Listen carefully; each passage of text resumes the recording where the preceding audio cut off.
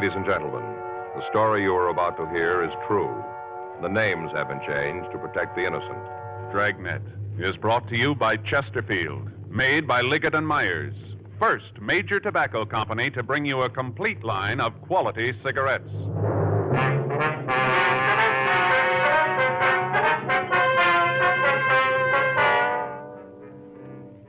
You're a detective sergeant. You're assigned to robbery detail. A supermarket in your city has been robbed. The thief wore a disguise. You don't know who he is or what he looks like. Your job, find him. Today, friends, you hear these three words everywhere. Chesterfield's for me. The Chesterfield you smoke today is the best cigarette ever made. Best for you, because Chesterfield gives you proof of highest quality, low nicotine. The taste you want, the mildness you want. Chesterfield is best for you because it's tested and approved by 30 years of scientific tobacco research. Chesterfield is best for you because it has an established good record with smokers, proven by test after test. Yes, friends, the Chesterfield you smoke today is the best cigarette ever made. For the taste you want, the mildness you want. Join the thousands now changing to Chesterfield. Always say, Chesterfield's for me.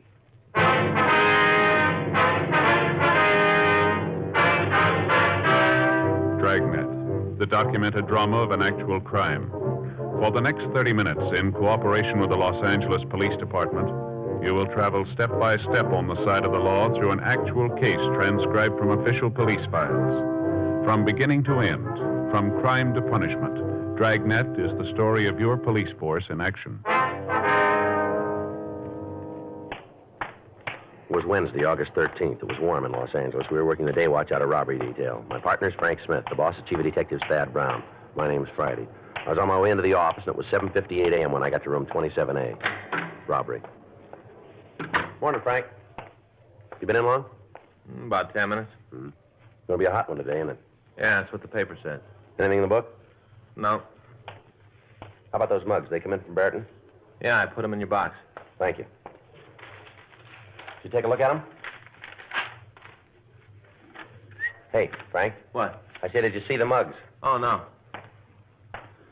All right. What's the matter? Fay? What happened? Joe, you know me. You know how I feel about Fay. So you gotta know I didn't mean anything by it.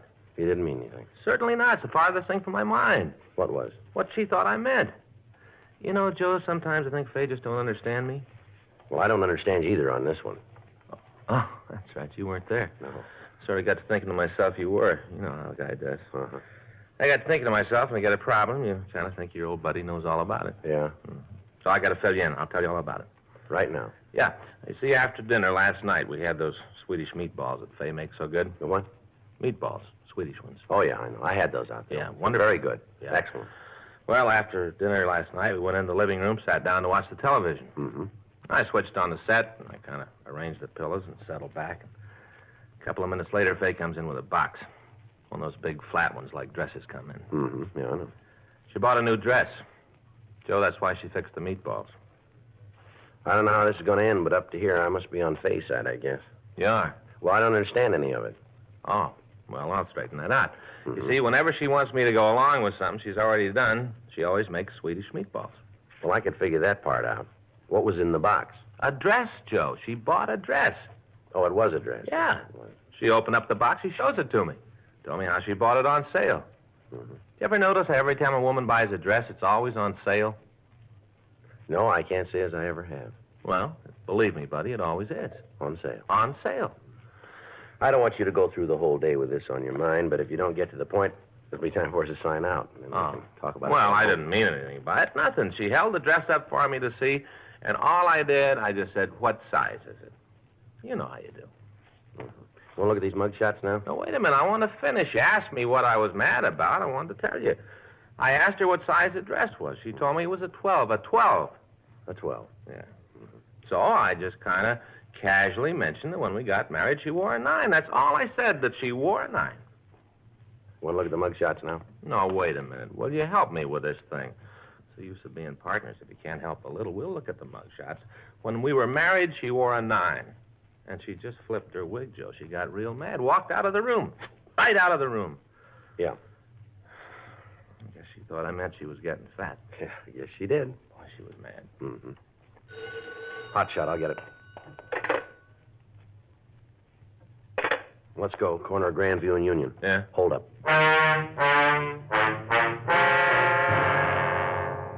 By the time we got to the supermarket, a broadcast carrying the description of the suspect had been gotten out to all cars in the city. A small crowd of people had gathered in front of the store, and the officers from the radio unit were attempting to keep them back from the entrance. An ambulance had been called, and when we got there, the attendants were giving emergency treatment to the day manager of the store. He'd been struck on the left side of the head just above the ear by the suspect when he'd made his getaway. The attendant told us that the man was suffering from a mild concussion. Frank and I entered the store and talked to one of the policemen who was there. He led us back to a small office in the rear of the place where we met the other 2 victims. One was the cashier of the store, Irma Watson. The other was the man who had the meat concession in the store, Tom Spence. We asked him to tell us what happened. First thing I saw of him was when I parked my car out in the lot. The guy was standing right beside the door. That's right, just standing there, calm as could be. I saw him when I opened up the place. Mm-hmm. You want to go ahead? Well, I unlocked the door and we all came in. The man did too, just walked right in. We don't normally let people come in for 8, hardly ever. But since Gerald was there, we figured he could take care of the man. You mean Gerald's the man in the ambulance? Yeah, that's right. Hold-up fella gave him an awful clout on the head. Gave him concussion. Concussion to the head. Tell you something about that, too. What's that, Miss Watson? I don't really think Gerald's hit that hard. I think he's just putting on to get sympathy. Now, Irma, that ain't right. Not good to say things like that. Maybe not, but I tell you, you remember the time he cut his finger when he was moving the cases of empty soda pop bottles? Yeah? Well, you were there, had to rush him to the hospital, have his hand sewn up. A lot of foolishness, piece of adhesive would have taken care of it. Sympathy, that's what he wants. Can we go on with what we were talking about? What happened after you came in the store, please? Well, I went upstairs and I turned on the lights. Have to turn them on from up there. Officers up there. That's where I work. Mm-hmm. Turned on the lights, then come down to open the safe. Is that your job, to open the safe in the morning? Yeah. And she's a cashier. Yes, sir. What happened then? Well, Gerald was going out back to open the delivery door. I was over in the meat section, kind of straightening up. Where was the hold-up man during this time? We're just kind of strolling around, looking at the different displays up and down the aisles, just looking. Gerald opened up the back door and come back. Asked the fella if there's something special he's looking for. Well? Guy said he wanted to know where the fella at the anchovies was. Gerald told him. Fella went back to get some. That's what Gerald thought, but we know different now. Yeah, a lot different. All right, would you go on, please? Well, I was upstairs counting the receipts from yesterday, getting the bank statement ready. Irma's a cashier. Yeah. Yeah, we know. Would you go on, please? Well, first thing I know, the man's standing right behind me, holding this gun pointed right at me. You can just bet he like to scared me out of my wits. Must have been terrible, Irma. It was. I just turned around, and there he was with this gun, just about scared me to death. That's when he asked you for the money, did he? He didn't ask. He just told me to put it in a wooden box he had. Just put it in the box. What did he say? What were his exact words? Well, he just kind of walked over and said, "Put the money in the box and don't cause no trouble. This is a stick-up." Like that, he said it. Irma did just what he said. Yes, sir. I gave him the money, dumped it all in the box, just like he said. Then he told me to lay down on the floor. Just told me to lay down and not to make any noise or he'd come back and kill me. I think he'd have done it, too. I think he would have, Irma. That's why I did what he said, flat on the floor. Did he have the box when he came in? Yeah, I had it under his arm. I was down behind the meat counter, and all of a sudden I heard this scream. That was me. Yes, ma'am. I let out a yell, and Tom here heard it. And so did Gerald. We kind of looked at each other, and then I grabbed a meat cleaver and started up the stairs. I didn't know what was wrong, but I did know Irma was in trouble. I appreciate that, Tom. And I knew you were in trouble, and I came a-running. Got the stairs, come up the office, and then I saw him. He was just coming down. He still had the gun, did he? Yeah, had the gun in the box. I didn't know what was in it at that time, but I had an idea. I just hefted the cleaver and started up the stairs. He stopped when he saw me. Stopped right in his tracks. Tom's awful brave. Yes, ma'am.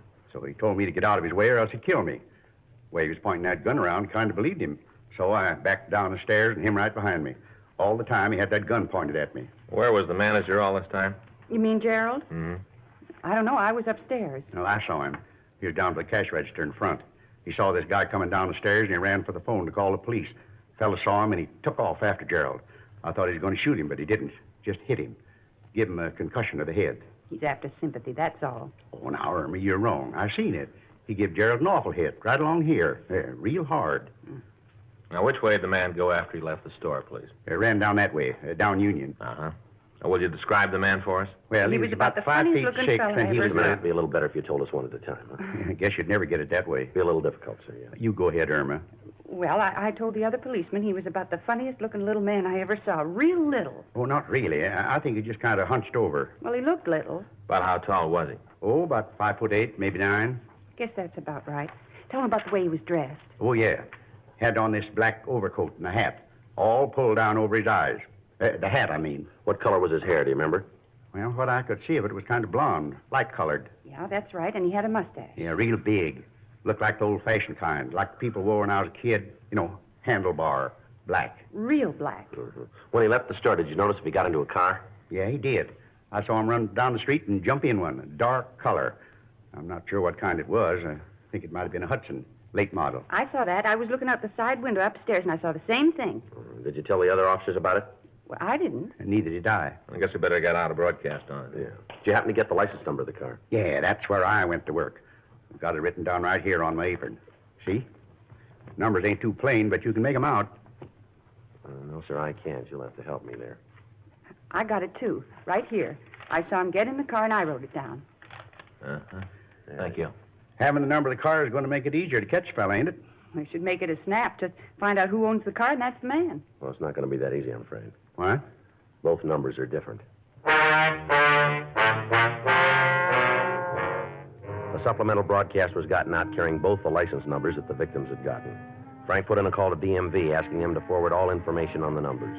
The crime lab crew came out and went over the place for fingerprints, but they were not able to turn up anything that we could use. We continued to question the butcher and the cashier. We got a complete description of the thief. The one outstanding thing that both of them agreed on was the mustache. Both said that it was a direct contrast to the color of the man's hair, and said that it might have been darkened with shoe polish or some kind of grease. People in the vicinity were questioned, but none of them were able to supply us with any new information.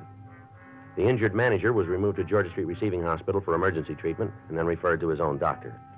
Frank and I talked to him, but he only verified the story that we'd gotten from the other two people in the store. 12:45 p.m. We returned to the city hall and asked the stats office to start a run on the M.O. for us. The victims were asked to go through the mug books, but they were not able to identify any of the photographs. Frank and I spent the rest of the day talking to the other storekeepers in the vicinity of the robbery. We asked each of them if they'd seen anyone loitering in the area, anyone who looked suspicious. From each of them, we got the same answer. None of them could help us in establishing the identity of the suspect. The kickback on the license number came in from Sacramento, but when we checked out the information, we were no closer to apprehending the thief. The next morning, Thursday, August 14th, Frank and I met in the squad room. Hi, Joe. Morning. How's my old buddy this morning? I'm all right. You sound happy. The problem with Faye straightened out? Oh, yeah, sure. Got home last night. Everything's great. Is that right? Hey, we started last night. What's that? Faye and me, we're going on a diet. Both going to lose a little weight. Oh, that's nice. Yeah, lose a little weight. Anything new in the market holdup? No, the stats office should finish the run for us this morning. We can start checking out the possibles. Yeah, it's a good thing I wore my walking shoes, huh? I get it. Robbery Friday. Yeah. Mm-hmm. No, that's right. No, that's all right. We'd like to hear it. Mm-hmm. Yeah, sure. All right, we'll be out and see you. No, right away. All right, thank you very much. Bye. What do you got? Cashier out at the market, that Irma Watson. Yeah? Might have something for us. What's that? Well, she says she thinks she knows who the suspect is. Frank and I drove out to the market. We went upstairs to the office in the rear of the store and met Irma Watson. She was seated at a desk with a large ledger book opened in front of her. I got to thinking it over last night after I got home about the holdup man. Yes, ma'am? There was something about him, the way he acted and talked made me think I knew who he was, that I'd seen him someplace before. Uh-huh. I laid awake most of the night just thinking about it, then all of a sudden it came to me. Right out of the air, it came to me.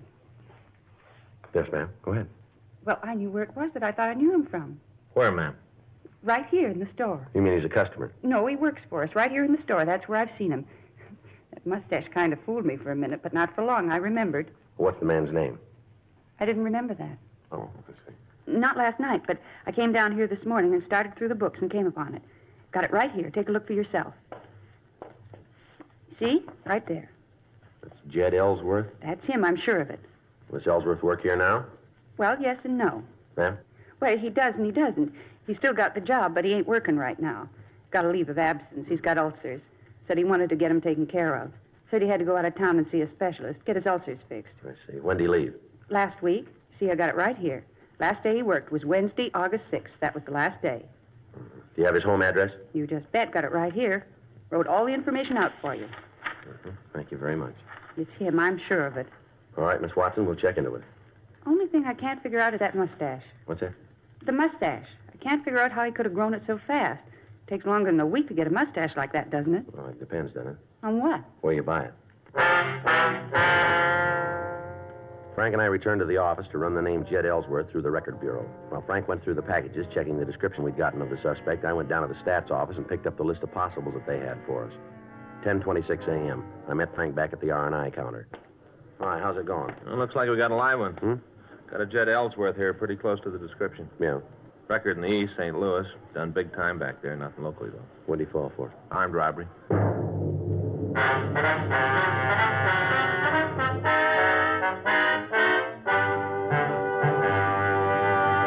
You are listening to Dragnet, the authentic story of your police force in action. Meet the Tom Harmons. You know Tom as Michigan's All-American football star, now a top sports announcer. Mrs. Harmon is the motion picture and television star Elise Knox. They're typical of people everywhere who are saying, Chesterfields for me. I like regular-sized Chesterfields. Have for years. They're best for me, at least I think so, because of that Chesterfield quality. That's the way I feel about them, too. I've always smoked Chesterfields. Now I go for the king size. Guess I like a longer smoke. So whether you smoke regular size like Elise Knox or king size like Tom Harmon, enjoy America's most popular two-way cigarette. Chesterfields for me. You hear it everywhere. The Chesterfield you smoke today is the best cigarette ever made. For the taste you want, the mildness you want, join the thousands now changing to Chesterfield.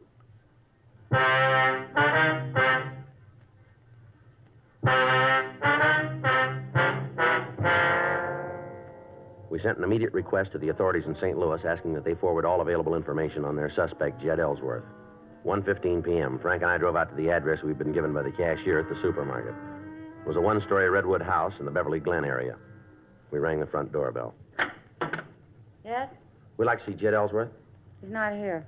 Well, do you know where we can reach him? What's this about? He in trouble again? Ma'am? Jed in trouble again? We'd like to talk to him, please. You cops? Or police officers. Uh-huh. Figures. What's he done this time? Well, it's just routine. We want to ask him a couple of questions. Where is he? I don't know. Well, he lives here, doesn't he? Yeah, I don't know where he is. Haven't seen him since the day before yesterday. He's packed up and left. I don't know where he went. Well, didn't he give you any idea where he was going? None. Went through my purse, took what money I had, and shoved off. Don't much matter to me if I never see him again. I'd probably be better off. I wonder if we could see his things. You mean when he left? Yes, ma'am. Sure. Come on in. They're in his room. I'm about to throw him out. I don't want him, and I don't think you'll be back for him this time. Down the hall, this way. Thank you, ma'am. What are you after him for? Well, it'd be a little better if we talked to him. Sure. Don't matter to me. I'm through with him. Nothing but trouble with cops since we've been married. I didn't know he had a record when I met him. It wasn't until after we got married I found out he was a jailbird. Right after we got married, the cops started coming around asking questions. How long have you been married? 18 months. Met him back in St. Louis. Must have been right after he got out of jail. I didn't know it then. Wished I did. Wouldn't have nothing to do with him. Giving me nothing but trouble. Would you know if he has any people in California? That I ever saw. He never talked about him. Does he drive a car? Jed? Yes, ma'am. No, he didn't own one. Whenever he needed one, he'd go to one of these rental agencies, rent one. This is his room. Stuff's there on the bed. Thank you. I'll check it. I'm going to throw it all out. Anything there you want, just take it with you. I don't think that'll be necessary. Well, the offer's still good. What you don't take, I'll throw out. Your husband got any close friends at all in town? Yeah, a couple other bums. You give us their names? Only one name I know, Larry Jessup. Him and Jed used to pal around all the time. I think his job at the store took up too much pal time. That's the reason Jed quit. I understand your husband had trouble with his stomach, don't I? Yeah, ulcer. Was he under the care of a doctor? Uh-huh. All the time taking pills and eating special things. Got to the point where nothing I cooked was right for the ulcer. We did nothing but fight all the time. Miserable 18 months. I'm glad he's gone. Never see him again. It'll be a week too soon. Mm-hmm. Can you give us the doctor's name? Yeah, it's on one of the bills there. Got it in with the rest of them. Reminds me, can you answer me something? Well, what's that? Am I responsible for his bills, the ones he ran of himself without my help? I got to pay him? Well, ma'am, that's not a police problem. You better check with a lawyer on that. A lawyer? Yes, ma'am. More expense. Seems like all I do is put out money for him. Boy, I'm glad he's gone. Do you have a picture of him? You mean like a snapshot? Yes, ma'am. No, Jed wouldn't let nobody take pictures of him. Said it was bad luck. Mm-hmm. He had a mustache, didn't he? Nothing inside, no. Miss Ellsworth, Yeah? you know what's on these dictograph records? Oh, those are mine. I'm a stenographer. Sometimes I do work at home. Those are mine. Oh. Just letters. It's the one thing he ever did for me. What's that? Made that box for records. Real big thing. Took him all day to make it. Just a plain, simple wooden box. You'd have thought it was a Taj Mahal. Only thing he ever did for me. I see. Your husband get many phone calls here? No, not that you'd notice. Larry'd call once in a while. I told you they was real pally. Yes, ma'am. You ever hear any of the conversations by any chance? Just on this end. You know what they were talking about? Not too good. They used to get real secret.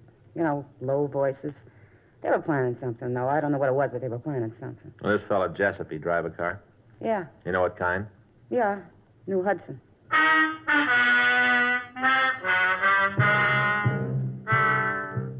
We got the address of the suspect's friend, and we drove back to the city hall. We made arrangements for a stakeout to be placed on the house, in addition to asking Mrs. Ellsworth to call us in the event that she heard from her husband. We ran the name Lawrence Jessup through R&I, and we came up with a criminal record for him. It listed several arrests for burglary and auto theft. According to his package, he'd never been convicted in California. We sent a teletype up to George Brereton, CII in Sacramento, asking for further information on the man. 4:50 p.m. Frank and I left the office and drove out to the address given us by the suspect's wife. It was a large boarding house in the Hollywood Hills area. We talked to the landlady. She told us Jessup wasn't in, but that she expected him by 6 p.m. We asked if she'd ever seen a man answering Jed Ellsworth's description. She said that such a man was a frequent visitor in Jessup's room. 5 p.m. Frank and I, in the company of the landlady, checked the room. We found nothing to tie Jessup in with the robbery. We waited for him. 5:58 p.m. He came up the stairs and opened the door. What are you guys doing here? Police officers. This is Frank Smith. My name's Friday. I still want to know what you're doing here. Got a couple of questions we want to ask you, Jessup. Go ahead. I got nothing to hide. Ask. Where's Jed Ellsworth? I don't know. Haven't seen him in a couple of days. Why? Understand you two are pretty good friends. We're friends. The guy's off his rocker. How do you mean that? What I said. He only got out of the can a couple of years ago. Right away, he's doing his best to get back in. Is that right? Sure. A couple of days ago, he called. Said he had to see me right away. Had a big idea for both of us. Make a lot of money. Yeah? Well, I don't want to have to work all my life, so I told him I'd listen. He laid out this big deal where he could knock off a supermarket. Told me he had it all planned, how'd it all work out real good. Couldn't miss. Mm-hmm. I told him I didn't want no part of it. I could sure use the dough, yeah, but not to take a chance on going to jail for it. I already got a record. I had enough to do with cops to last me the rest of my life. Been lucky the last couple of times. It didn't fall, but I don't want to press. I'm punching a clock now, and that's the way it's going to be. I told him that. Did he say he was going to go ahead with the job? No, I just said I was crazy not to pick up some easy money. You heard from him since then? Yeah, I saw him yesterday. Came over in the morning. Told me to forget all about the market job. Said he realized it was wrong. Asked me to drive him out to Pomona. What for, did he say? Yeah, he said he'd walked down on Hazel. That's his wife. Yeah, we know. Said he left her and was going to Pomona. Had a job out there. You drive him? Yeah, to a motel there. I can show it to you if you want. Is he still there? I don't know. As far as I know, he is. That's where I left him, sitting out there counting his money. What money? He told me he drew all the dough out of his and Hazel's account. Said she wasn't going to get any of it. Must have had about $4,000. Uh-huh. You know what bank he had the money in? No, he didn't say. I didn't know him and Hazel had that much. Of course, she works pretty hard. Thrifty, you know. Jed always said she was stingy. A lot of money. Uh-huh. Yeah, had it in this wooden box, all stacked in there, real neat. Hard to believe. What's that? About the box. Jed's about the laziest guy I ever knew. Last one to work with his hands. Sure proud of it, though. Huh. Said he made the box himself.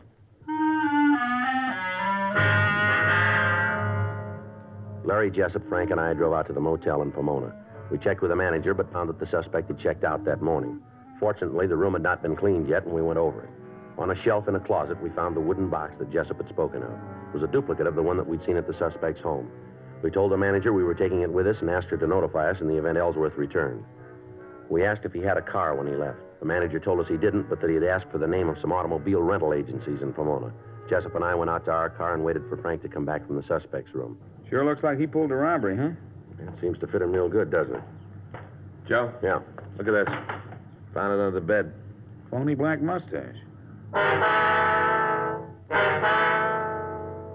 We checked with the automobile rental agencies in the area. None of them had seen a man answering the suspect's description. We asked them to call us if such a man did come in. We drove by Ellsworth's house and picked up the wooden box that he'd made for his wife's dictograph records. Both of the containers were taken to the crime lab for comparison. We drove to the market that had been held up. All three of the victims were shown the false mustache that we'd found in the motel. All three said it was identical with the one that the holdup man had worn. After his investigation, Lee Jones said that the two wooden boxes were cut from the same piece of 3-ply wood. Paint particles on the wood matched. The nails used were made by the same machine. The box we'd found at the motel was shown to both the butcher and the cashier. They said that it was the same one that the thief had carried. A local and an APB were put out on the suspect, asking that he be picked up for suspicion of robbery. For the next 3 days, the surveillance on the suspect's house was maintained. All of Mrs. Ellsworth's activities were observed. Sunday, August 17th, we got a call that the suspect's wife had left the house carrying a suitcase. The officers on stakeout followed her to the subway terminal in downtown Los Angeles. We met them there. Mrs. Ellsworth walked down to the landing and appeared to be waiting. Frank and I took over the surveillance. We waited. 9:30 p.m. 10. 10:15. 10:18 p.m. Joe. Yeah, I see him. Looks like the description. Yeah, going toward his wife. Right, let's let them get together. Yeah. Yeah, that's him. Come on. He sees us. Jed, get out of here. Come on, Frank. All right, Ellsworth, hold it up. Police officers. Come on, drop the gun, Ellsworth. You're not going to get out of here. All right, let's give it back to him. He's down. Come on, Frank. He's hurt. Yeah. I'll get an ambulance. Right. He's dead. Did you kill him? No, we've sent for an ambulance. I didn't want him to get hurt. I didn't want him to get hurt. Why don't you call us when you heard from him? I don't know. He said if I met him, he'd give me some money so I could pay the bills we owed. He was going to give me some money. I was going to call you after I got the money. I was going to call. Yeah, sure you were. It's a chance to get out from under, get even. He didn't care when we were together. I was the one who worried about it. He never cared. He never paid a bill. Don't worry, he's going to pay this one.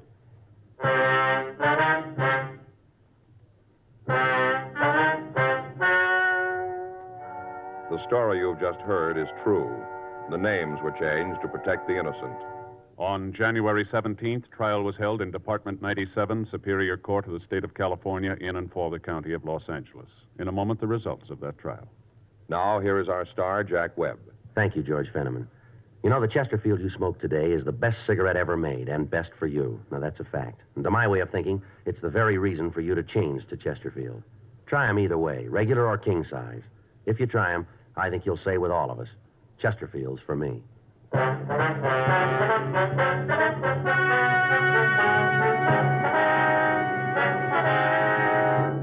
Jed Warren Ellsworth was tried and convicted of robbery in the first degree and received sentence as prescribed by law. Robbery in the first degree is punishable by imprisonment in the state penitentiary for a period of from 5 years to life.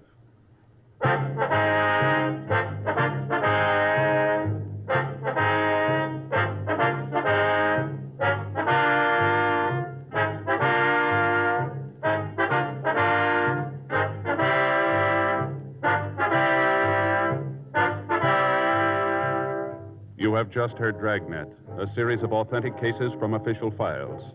Technical advice comes from the Office of Chief of Police W.H. Parker, Los Angeles Police Department. Technical advisors, Captain Jack Donahoe, Sergeant Marty Wynn, Sergeant Vance Brasher. Heard tonight were Ben Alexander, Ralph Moody, June Whitley. Script by John Robinson. Music by Walter Schumann. Hal Gibney speaking. Watch an entirely different Dragnet case history each week on your local NBC television station. Please check your newspapers for the day and time. Chesterfield has brought you Dragnet, transcribed from Los Angeles. Filter tip smokers, this is it. L&M Filters, the one filter tip cigarette with plenty of good taste, much more flavor, much less nicotine, and effective filtration. Only the L&M filter contains the miracle product alpha cellulose, the purest material for filtering cigarette smoke. Yes, this is it. As Helen Hayes puts it, L&M filters are just what the doctor ordered. Buy L&M filters, the distinguished monogram cigarette. L&M filters, America's highest quality and best filter tip cigarette.